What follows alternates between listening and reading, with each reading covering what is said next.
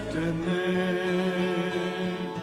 우리 주님의 능력이 나의 삶을 다스리고 새롭게 하네.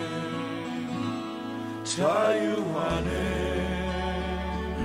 죄와 사망으로부터 나의 삶은 변하구나. 충만하네. 시작됐네. 우리 주님의 능력이 나의 삶을 다스리고 새롭게 하네. 자유하네. 죄와 사망으로부터 나의 삶은 변하구나. 충만하네. 은혜로다. 주의 은혜 한량없는 주의 은혜. 은혜로다. 주의 은혜 변함없는 진실하신 주의 은혜. 은혜로다. 주의 은혜 한량없는. 하나님의 주시는 성경 말씀 보겠습니다. 갈라디아서입니다. 계속해서 2장 17절부터 21절까지의 말씀이죠. 만일 우리가 그리스도 안에서 의롭게 되려 하다가 죄인으로 나타나면 그리스도께서 죄를 짓게 하는 자냐? 결코 그럴 수 없느니라. 만일 내가 허락던 것을 다시 세우면 내가 나를 범법한 자로 만드는 것이니라. 내가 율법으로 말미암아 율법을 향하여 죽었나니 이는 하나님을 향하여 살려 함이니라. 내가 그리스도와 함께 십자가에 못 박혔나니 그런즉 이제는 내가 산 것이 아니요 오직 내 안에 그리스도께서 사신 것이라. 이제 내가 육체 가운데 사는 것은 나를 사랑하사 나를 위하여 자기 몸을 버리신 하나님의 아들 믿는 믿음 안에서 사는 것이니라. 내가 하나님의 은혜를 패하지 아니하노니 만일 의롭게 되는 것이 율법으로 말미암으면 그리스도께서 헛되이 죽으셨느니라. 아멘. 우리는 살다 보면 귀신같이 아는 게 하나가 있습니다. 왜? 잘 정확하게는 모르지만 잘 아는 것을 귀신같이 한다면 그러잖아요. 그런데 누가 가르쳐주지 않아도, 누가 말해주지 않아도 예수님을 믿는 사람이나 믿지 않는 사람이나 어떤 것이 옳고 어떤 것이 그런가를 잘 압니다. 귀신처럼 알아요. 물론 그것이 진리 가운데서 옳고 그름이 아니고 세상적으로 살아가는 삶 가운데서 예수님을 믿는 사람이나 믿지 않는 사람이나 옳고 그름에 대한 어떤 기준은 다르지요. 옳고 그름의 기준이 예수 믿는 사람들의 옳고 그름이 다르고 또 세상 사람, 예수님을 믿지 않는 사람들이 갖는 기준의 옳고 그름이 좀 다를 수는 있죠. 많이 다르죠. 완전히 다르죠. 그런데 어쨌든 이 사람이나 저 사람이나 이 영향권 안에 있는 거나 저 영향권 안에 있는 사람이나 누구나 할 것 없이 귀신같이 아는 게 옳고 그름을 참 잘합니다. 그런데 옳고 그름을 알매도 자기가 옳고 그름을 판단하며 사는 사람이 소수에 불과하다. 많지가 않다. 그런데 옳고 그름을 뭘로 쓰냐면 대체적으로 보면 자기의 옳고 그름을 생각하는 것이 아니라 다른 사람의 옳고 그름을 판단하고 그 사람을 정죄할 때가 참 많습니다. 그것이 예수님을 믿지 않는 사람들은 더하지요. 그러니까 세상 사람들이 하는 말이 있어요. 예수 믿는 사람들, 교회 다니는 사람들은 적어도 이렇게 해야 된다라는 말을 참 많이 듣습니다. 지금 그 사이버 공간에 이렇게 가보면 인터넷에 댓글을 올리고 하는데 어떤 기독교에 대한 어떤 기사가 있어서 그 댓글을 보면 예수 믿는 사람이 그래? 교회 다니는 사람이 어떻게 그럴 수 있어? 이런 판단을 교회 안 다니는 사람들이 더 많이 해요. 그런 거 보면 참 대단합니다.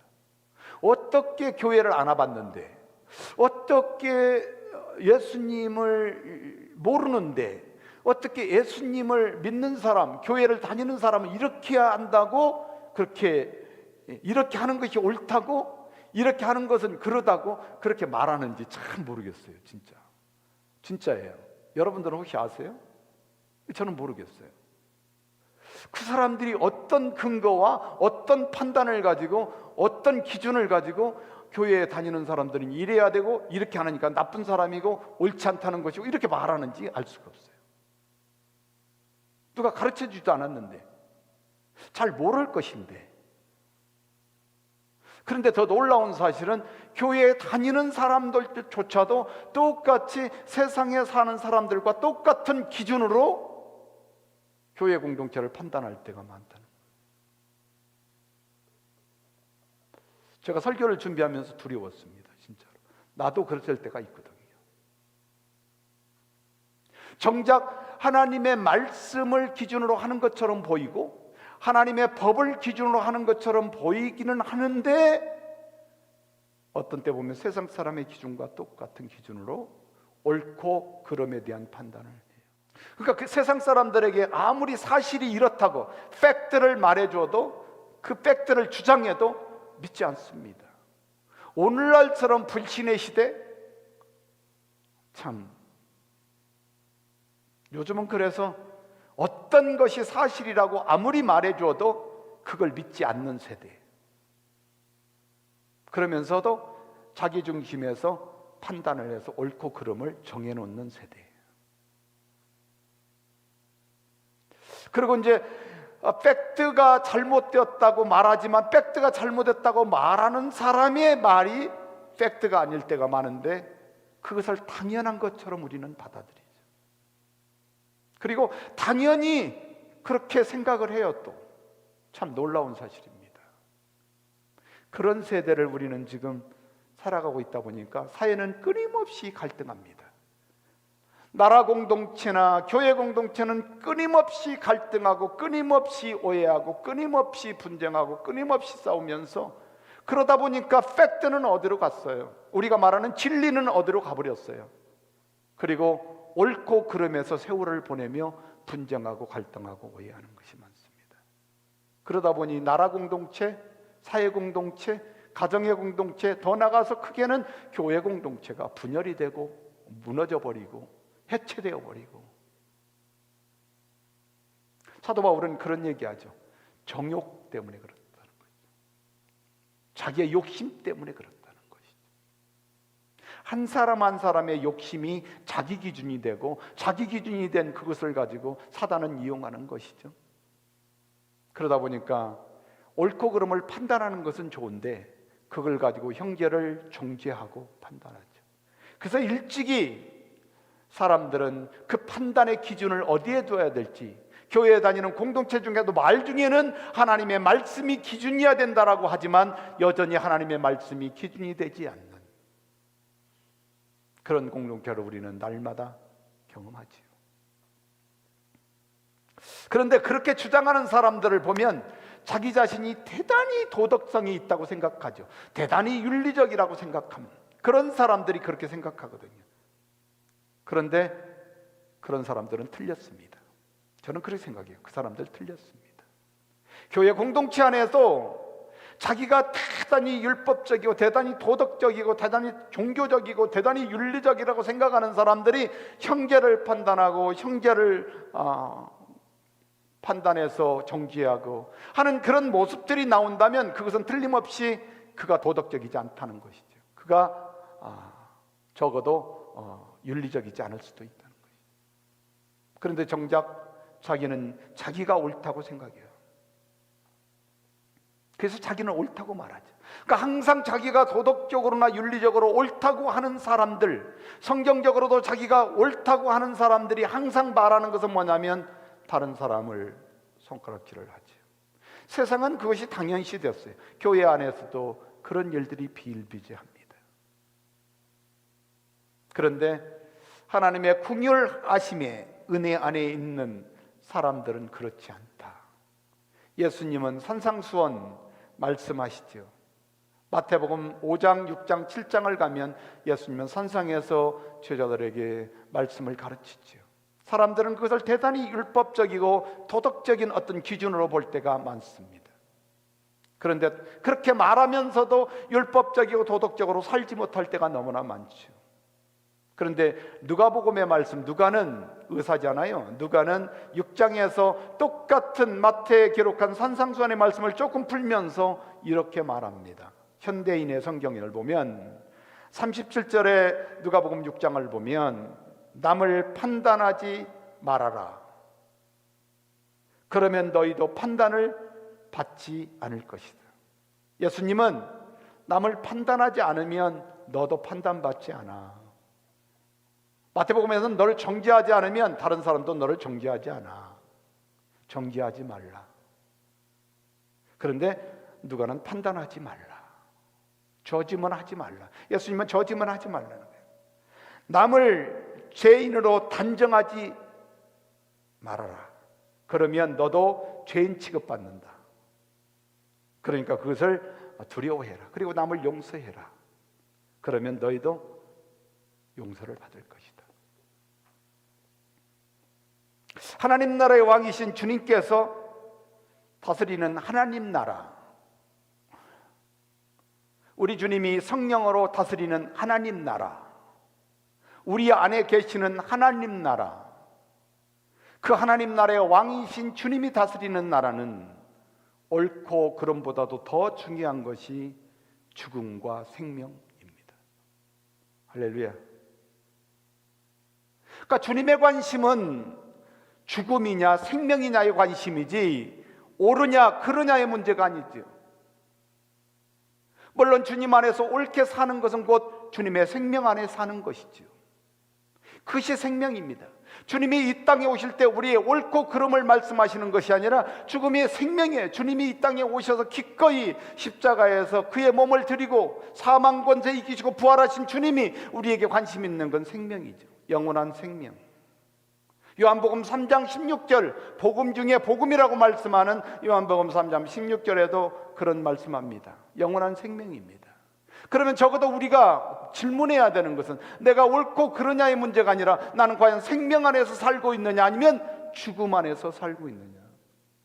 그러니까 예수님의 다스림 안에서 왕 되시는 예수님이 주님이 아닌 사람은 죽음으로 사는 거예요. 지금 살고 있는 것처럼 보이지만, 먹고 마시고 숨을 쉬는 것처럼 보이지만 여전히 하나님과는 상관없는, 하나님 나라의 다스림과는 상관없는 죽음, 사망 권세 아래서 사탄의 유혹 가운데 죄의 종이 되어 사는 거죠. 그가 교회를 다니든 교회를 안 다니든 그건 중요하지가 않습니다. 별로.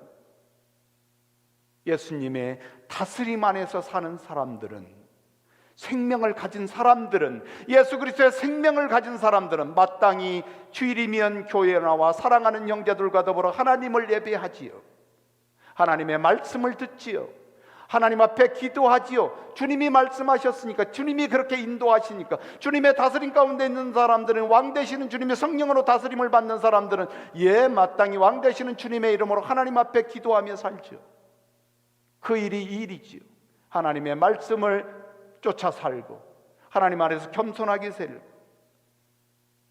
그런데 여전히 믿음으로 살아간다 하면서도, 여전히 교회를 다니면서 믿음으로 산다는 사람들도 옳고 그름에 목숨을 걸 때가 많아요. 특히 신앙생활을 오래 하셨다는 분들, 교회를 오래 다녔다는 사람들, 첫사랑은 어디로 가버리고 생명은 어디로 가버리고 옳고 그름에 대한 것에 목숨을 걸고 사는 사람들, 자기가 옳지도 않으면서 옳은 것처럼, 그것 중에 교회 리더들이 더 한다는 거죠. 교회 리더의 직분이 누군지는 잘 모르겠지만, 그러면서 또 자기가 대단한 것처럼 그렇게, 그러면서 형제를 업신여기고, 특히 이민교회 보면 목사님들을 업신여기고 주의 종들을 업신여기고, 그러면서 자기가 대단한 것처럼. 그러나 그건 틀렸다는 거죠. 주님은 말씀합니다. 그 틀렸다. 옳고 그름을 판단하는 사람치고 행복한 사람을 내가 본 적이 없습니다. 여유롭게 인생을 사는 사람을 내가 지금 64년을 사는데 본 적이 없습니다. 저도 어느 날인가 옳고 그름을 판단하며 목회를 하고 신앙생활을 할 때는 결코 내가 행복하다고 느껴지지 않았어요.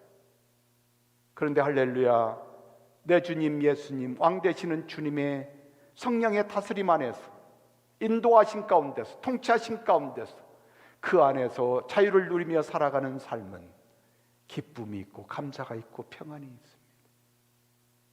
사랑하는 여러분, 생명의 은혜로 사시는 은혜가 있기를 주의 이름으로 축복합니다. 갈라디아서의 말씀을 보면 오늘 우리가 본문 2장 말씀입니다. 갈라디아 교회가 본질적으로 복음의 진리에 집중하지 못하고 갈등하는 이유는 뭔가 오해했기 때문이다 말씀드렸습니다. 그리고 그들로 인하여 옳고 그름이 항상 그들에게 가장 중요한 가치였습니다. 사도 바울이 사도로 옳으냐 그르냐를 따지는 것, 율법을 지키는 게 옳으냐 그르냐를 따지는 것, 그것보다 더 중요한 것이 생명인데 그 가치를 갈라디아 교회는 잊어버린 것이죠. 그리고 여전히 죽음 안에서 허덕거리고 있는 것입니다. 만약 자기가 생명 안에서 산다면 그 생명의 주체가 무엇인지를 갈라디아 교회는 헷갈리고 있는 것이죠. 그러다 보니까 뭐예요? 새우 가는 줄 모르고 분쟁하고 싸우고 오해하고, 왕 되시는 주님께서 성령을 통하여 사도 바울에게 말씀하시는, 사도 바울을 통하여 말씀하시는 갈라디아 교인들을 보면 너희들은 본질에 집중하지 않고 있다. 너희들은 다 옳지 않잖아. 설령 사도 바울이 가짜 바울이라 해도 내가 쓸 거야. 사도라 해도. 설령 유대인들이 와가지고, 유대 교인들이 와가지고 율법을 지켜야 돼, 할례를 지켜야 돼, 그건 아니잖아. 왜냐하면 그 안에는 생명이 없기 때문이잖아. 사도 바울이 그렇게 안 가르쳤잖아. 사도 바울을 통해 성령이 그렇게 가르치지 않았잖아. 이렇게 말씀하는 것이죠.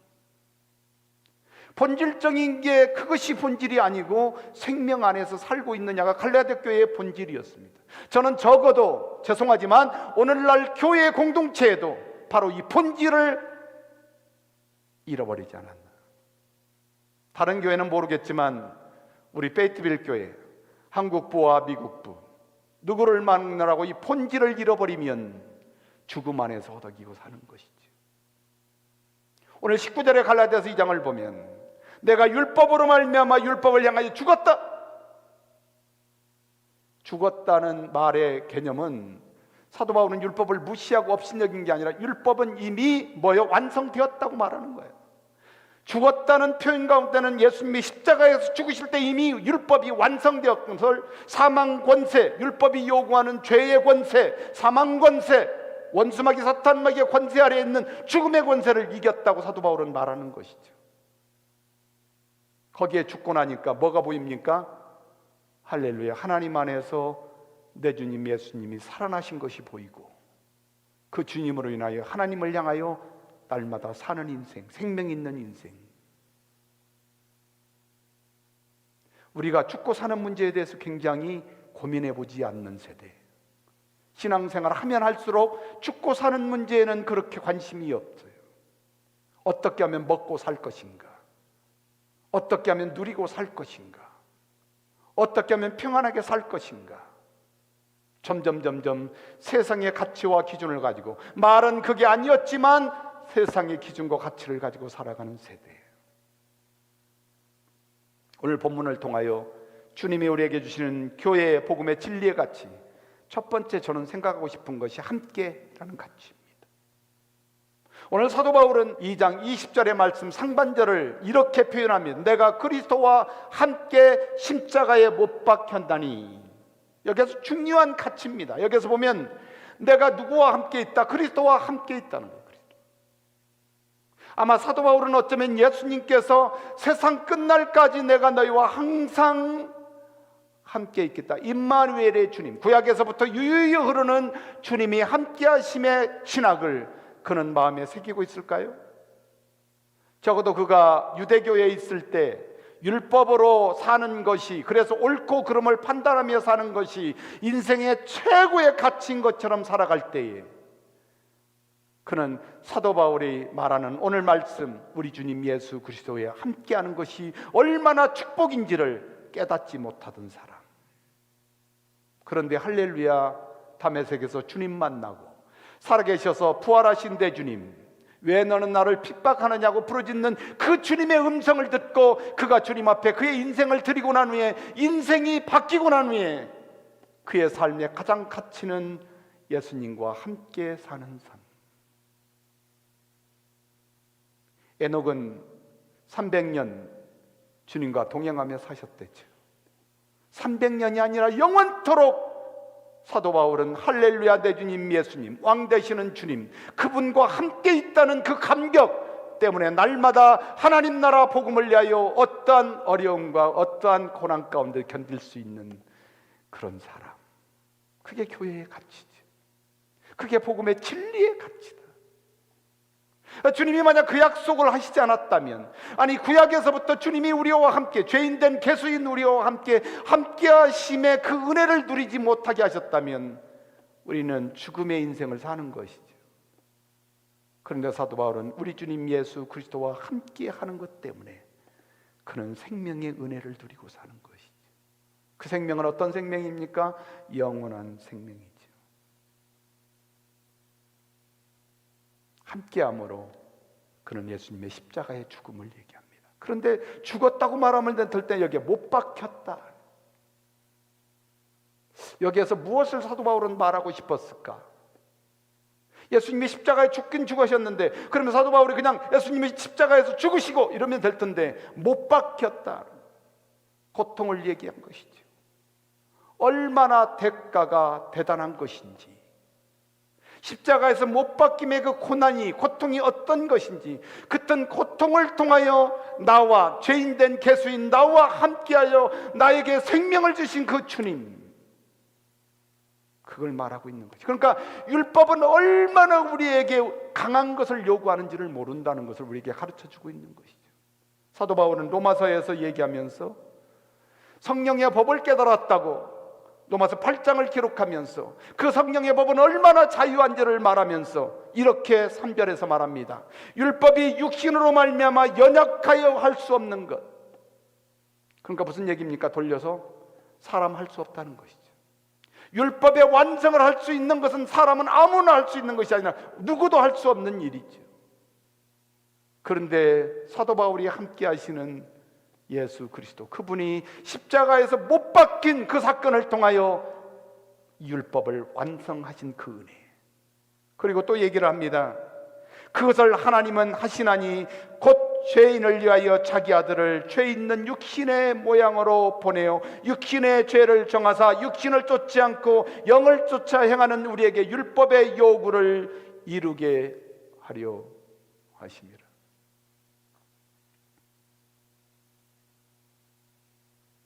그러니까 사도 바울은 끊임없이 율법에 대한, 자기는 율법을 너무나 잘 아는 율법주의자였습니다. 그러니까 율법이 얼마나 가치 있는 것인지 또 얼마나 값어치 없는 것인지를 그는 가르쳐주고 있습니다. 율법으로 살아간다는 것은 잘못하면 예수님을 죄인으로 만드는 것이다. 죄짓게 하시는 사람으로 만드는 것이다.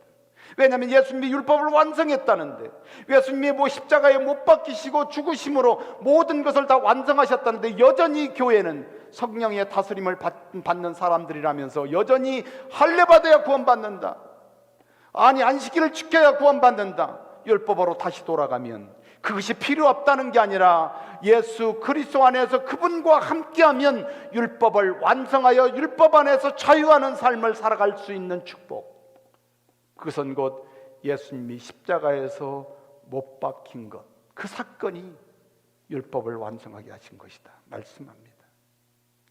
사도 바울은 그러면서 로마 교인들에게 3장에서 이런 말을 하지요. 19절을 보면 우리가 알거니와 무릇 율법이 말하는 바는 율법 아래에 있는 자들에게 말하는 것이다. 율법 아래에 있는 사람이 누구입니까? 다 죄인이죠. 누구에게 죄인입니까? 제가 어느 분에게 율법 아래에 있다는 것은 누구에게 죄인이라는 것입니까? 물으니까 대답을 못하는 사람들이 많아요. 죄가 뭡니까? 하나님이 우리에게 지옥을 보내는 죄가 뭡니까? 우리가 지은 죄죠. 원죄죠. 원죄가 뭡니까? 절대로 막 자꾸 따진다고 그래서 그래도 따져봤어요. 원죄가, 그 원죄가 뭡니까? 그러니까 선악과를 따먹은 이유가 뭡니까? 선악과를 따먹은 게 뭐 그렇게 죄가 됩니까? 우리는 너무나 많은 것을 생각하지 않아요. 원죄뿐만이 아니라 자본죄까지도 주님은 모든 것을 다 이루셨습니다. 율법이 요구하는 모든 죄의 모양은 십자가에서 못 박히심으로 모든 것을 다 이루었다고 사도 바울은 끊임없이 말씀하고 있고, 그것은 곧 창세기 3장에서 주님이 약속하신, 하나님이 약속하신 약속의 완성이라고 말씀하고 있는 것이죠. 율법의 완성이다. 그래서 율법의 요구를 주님이 완성하셨다. 누구에게요? 물과 성령으로 거듭나서 하나님 나라에서 주님의 다스림과 통치하신 가운데 살아가는 주님의 백성들, 율법의 완성 안에서 자유하며 누리며 사는 것이죠. 그렇다면 사람들은 율법을 무시하나요? 그럴 수 없지요. 적어도 주님 안에 그늘 아래서 사는 사람들은 그 율법을 완성하며 살지요. 하루하루 살면서도 주님의 다스림 안에 있어야만이 우리는 그 율법 안에서 자유할 수가 있는 것인데, 주님의 다스림 안에 밖에 있으면 율법 안에서 자유할 수 없어요. 그러다 보니까 죽음의 삶을 사는 사람들은 끊임없이 율법을 가지고 큰 소리 치는 것이죠. 그리고 사람에게 옳고 그름을 얘기를 합니다.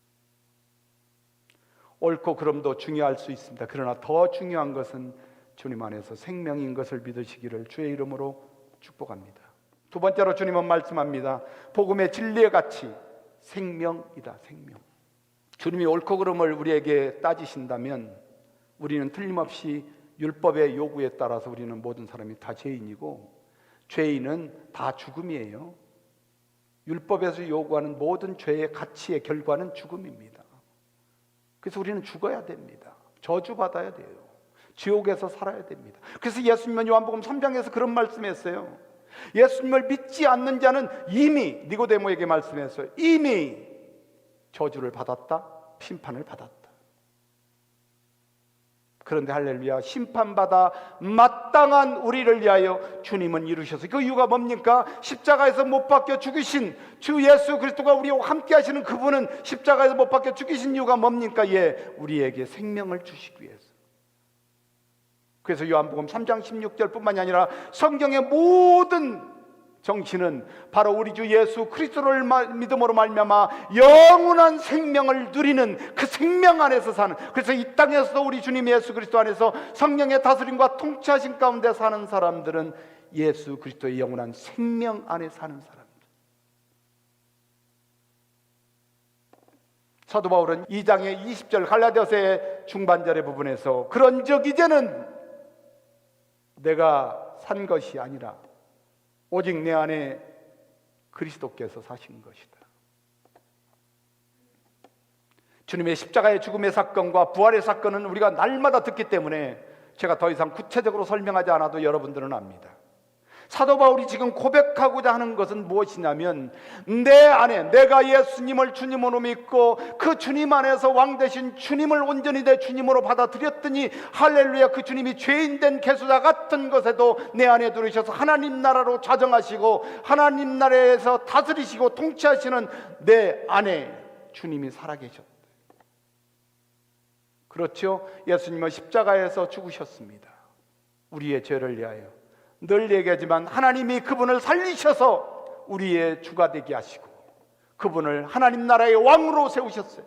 그래서 물과 성령으로 거듭나 용서받고 하나님의 자녀가 된 사람들, 하나님 나라가 그의 마음 가운데 있고 그 마음 가운데 성령으로 성전을 삼고 안에 계셔서 주님, 왕 되시는 주님이 그 하나님의 백성들을 다스리시고 통치하시고 인도하시고 보호하시고 그 말씀 안으로 인도하신 바로 성령의 다스림이 없는 사람들, 주님의 산 생명으로 살 수 없는 것이죠.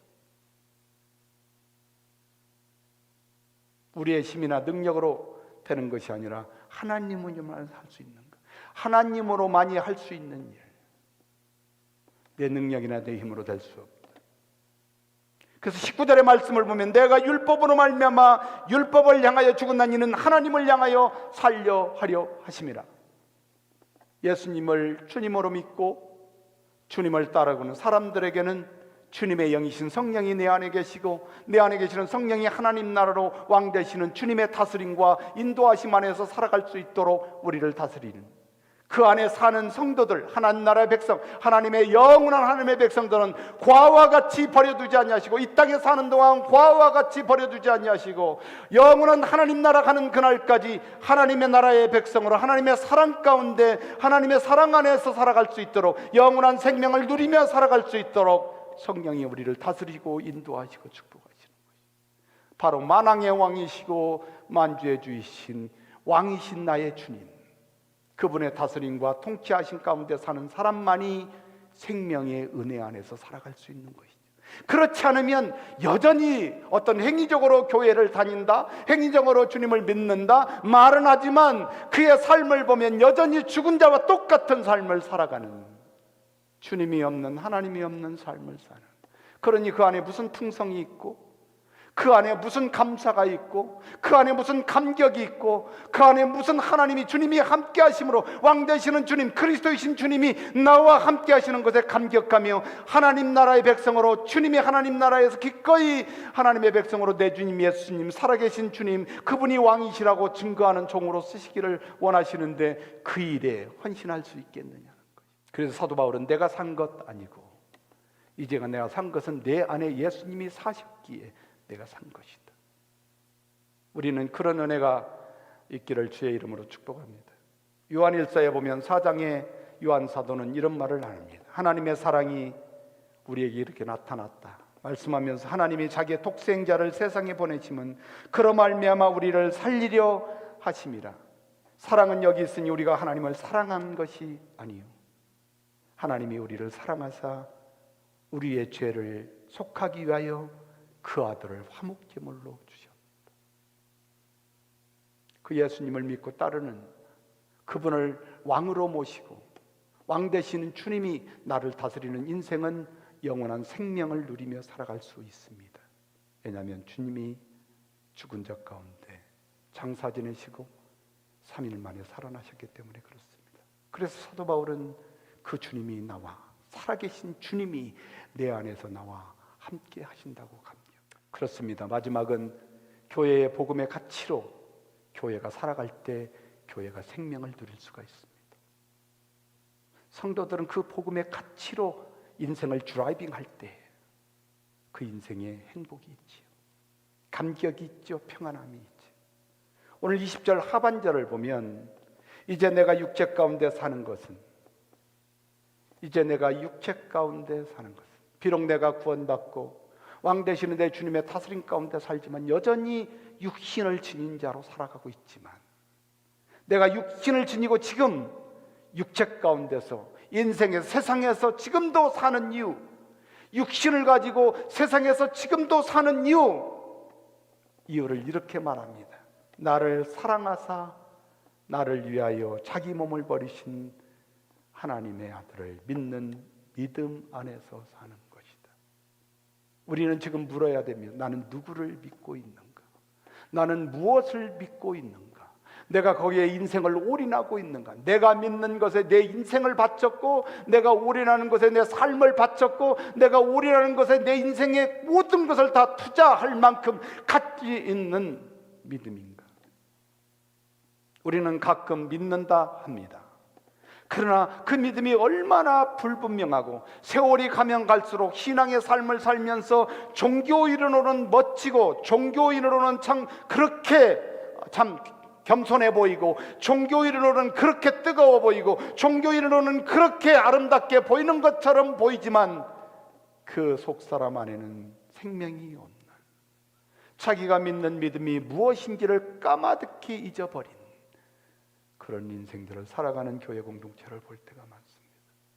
그러나 세월이 변하고 세대가 오고 이 세대가 변해도 변하지 않는 것 한 가지가 있다면 그 생명의 주님이신 할렐루야 내 주님 하나님의 아들을 믿는 믿음은 변하지 않는다. 언제까지요? 영원히 주님 날아가는 그날까지. 그 믿음으로 사는 사람들은 누구의 통치요? 예, 하나님이 우리에게 주신, 하나님이 말씀하시는 왕 되시는 내 주님, 성령으로 다스리는 그 다스림 안에서 하나님 나라의 공동체에서 하나님의 사랑받는 백성으로 하나님의 말씀 안에서 이루어 소망 가운데 살아가는 것이지요. 그것이 생명을 지닌 자의 특징이다 말씀합니다. 저는 이런 말을 썼어요. 오늘 또 복음의 진리 가운데서 그 진리를 두고 살지 못하는 사람은 참으로 불행한 일이다. 교회는 가끔 복음의 진리가 아닌 것에 목숨을 걸 때가 참으로 많고, 그 교회가 목숨을 거는 것이 복음의 진리에 가치를 두는 것이 아니기에 유대인이나 이방이나 그 누구도 막론하고 다 죄인이라는 것을 잊어버릴 때가 많고, 나는 유대인이고 나는 한국 사람이고 저 사람은 흑인이고 저 사람은 필리핀어고 저 사람은 백인이고 저 사람은 뭐고, 그래서 가진 자에게 비굴한 그런 교회 공동체, 정말로 그게 생명이 있다고 볼 수가 없지요. 그런 사람들이 어떻게 예수님의 살아있는 그 생명을 누리며 그 생명 안에서 살아갈 수가 있느냐는 것이죠. 없다는 것이죠. 그러면서 자기가 유대인이라고 큰소리치고, 자기가 옳다고 사람들을 판단하고, 옳고 그름으로 사람들을 정죄하며 세월 가는 줄 못하고, 그걸로 인하여 교회 공동체가 사단의 밥이 되는 것도 깨닫지 못하는 불쌍한 사람들을 우리 주변에서 많이 보죠. 어떤 전통이나 형식으로 결코 사람이 어렵게 될 수도 없고, 사람이 어떤 지식이나 철학이나 경험으로도 사람이 의롭게 될 수 없는데, 정작 자기들은 세상의 것을 가진 것으로 의롭게 될 수 있다고, 세상에 배운 것으로, 세상의 경험으로 자기들이 의롭게 될 수 있다고 생각하는, 그렇게 살아가는 불쌍한 사람들을 우리 주변에서 보죠. 그러나 그들의 삶은 아무리 많이 배웠어도, 아무리 많이 가졌어도, 아무리 많이 영향력을 끼친다 해도 좌절과 절망과 불행과 죽음의 삶을 살아가고 있는 것이, 소망이 없는 것이죠. 왜냐하면 바로 죄를 지은 사람들의 특징이 소망이 없다는 것이고, 죽음으로 살아가는 사람들의 특징이 소망이 없다는 것입니다. 희망은 가질지 모릅니다. 그러나 소망은 있을 수 없다. 그러나 하나님께 이르게 될 수 있는 유일한 길은 오직 한 가지, 내 주님 예수님이 십자가에서 이루시고 그분의 다스림과 통치하는 가운데 살아갈 때만이 그들은 삶의 의로움의 은혜를 누리며 살아갈 수 있다. 오늘 21절의 말씀 갈라디아서 2장에 보면, 내가 하나님의 은혜를 피하지 아니한다. 하나님의 은혜는 뭡니까? 율법을 완성하신 내 주님 안에서 영원한 생명이죠. 만일 의롭게 되는 것이 율법으로 말미암았다면 그리스도가 죽은 것이 헛것이 될 것이다. 우리의 생명이신 예수님은 기꺼이 하나님의 사랑하는 사람들을 위해 죽으셨지요. 그러나 그 예수님의 죽음은 하나님의 사람들의 조롱처럼 헛되지 않습니다. 사람들의 업신여김처럼 헛되지 않습니다. 속된 말로 예수님의 죽음은 결코 개죽음이 아니라고 말씀하는 거죠. 그분은 모든 죄인의 죄를 위하여 기꺼이 죽으셨고, 그 죽음의 대가는 죄인을 구원하시기 위하여 가장 완벽하고 완전한 그런 죽음이셨습니다. 율법의 요구인 죽음에 조금도 부족함이 없으셨던 죽음, 그리고 율법의 요구하는 죄의 값이신 사망의 권세를 이기신 죽음, 하나님께서 살리셔서 하나님 나라의 왕으로 세우시고 율법을 비추어 생명을 잃어버린 모든 죄인을 구원하실 구원자로 세우신 그 죽음의 주님, 그 주님만이 영원한 생명이다. 그런데 고린도후서 사도 바울이 고린도 교인들, 분쟁하는 고린도 교인들에게 본질에 대한 얘기를 하면서 5장 17절에서 그런 얘기합니다. 그런즉 누구든지 그리스도 안에 있으면 새로운 피조물이다. 이전 것 지나갔으니 예수님을 믿고 주님의 통치 아래서 살아가는 사람들은 새 사람이 되어 하나님 나라의 백성이 되었다. 그래서 주님은 철저하게 외식을 경계하고 계신 것입니다. 그러므로 사랑하는 여러분, 교회의 복음의 진리가 무엇입니까? 그 진리의 가치가, 여러분의 삶의 가치, 진리의 가치, 복음의 진리의 가치가 과연 무엇입니까? 그리고 그걸로 인하여 살아 역사하시는 그리스도가 함께하는 그런 삶을 살고 있습니까? 교회 복음의 가치는 생명인데 그 생명을 누리고 있습니까? 더 나아가서 우리는 그 생명을 누리는 삶으로 복음의 진리 안에서 주님의 뜻을 따라 살아가고 있는지 모르겠습니다. 아직도 옳고 그름으로 세월을 보내고 불행한 인생을 산다면 저는 여러분들에게 생명의 길로 인도합니다. 생명 안으로 들어오십시오. 오늘 성령께서 여러분들에게 여러분을 생명의 길로 인도하시는 줄로 믿습니다. 그 생명 안이 내 주님 예수 그리스도십니다. 그분이 왕이시죠. 그분이 여러분의 주님이십니다. 그분이 성령으로 다스리는 그 다스림과 통치하신 가운데 들어오십시오. 그러면 여러분은 그 안에서 영원한 생명을 누리는 축복이 있게 될 줄로 믿습니다. 기억하십시오. 하나님은 여러분을 사랑하십니다. 기억하십시오. 그 사랑은 영원합니다. 그 사랑은 포기하는 사랑이 아닌 것을 믿으시고, 오늘 또 그 사랑 안에서 영원한 생명을 누리는 믿음의 성도들이 될 수 있기를 주의 이름으로 축원합니다. 주님 믿음은 기적의 주 어둠 속에 빛 그는 나의 하나님 약속을 이루시는 분 기적의 주 어둠 속에 빛 그는 나의 하나님 주 예수 이곳에 계셔 나 경배해 주 경배해 이곳에 운행하시며 일하시네 주 경배해 모든 맘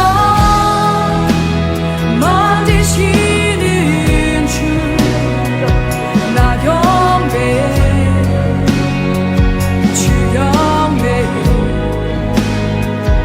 우리 맘 치유하시네 나 경배해 주 경배해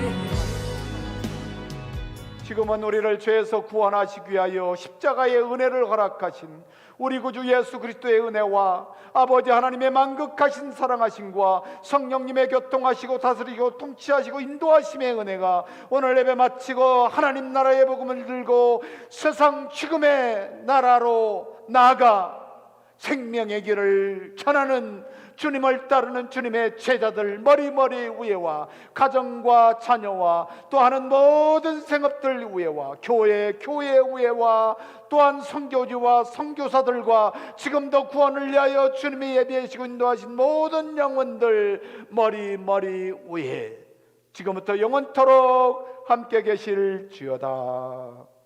아멘.